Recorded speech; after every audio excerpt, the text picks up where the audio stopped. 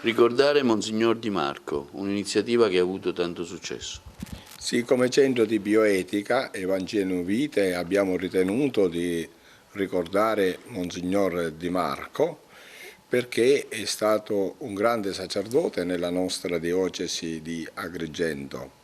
È stato un grande padre spirituale perché ha saputo coniugare una evangelizzazione capace di andare oltre gli schemi di un tempo e di guardare ai lontani. Monsignor Di Marco è riuscito a creare nella nostra diocesi di Agrigento tanti gruppi che si richiamavano alla spiritualità cristiani nel mondo, cristiani impegnati ad annunziare il Vangelo in tutte le strade, in tutti i luoghi.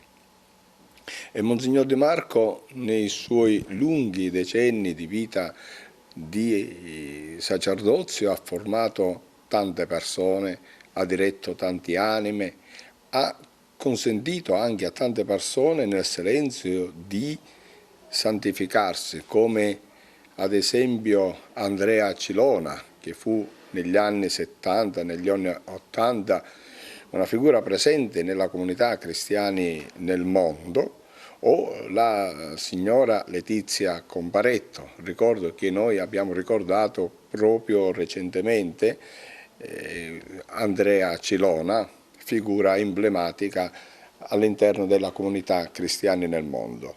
Ogni cristiano nel luogo, nell'ambito in cui si trova, ha il dovere di annunziare il Vangelo. Monsignor Di Marco è ritornato nella casa del Padre ormai da alcuni anni ed era giusto e doveroso che noi lo ricordassimo e che tenessimo sempre viva la sua memoria, i suoi insegnamenti e il suo apostolato.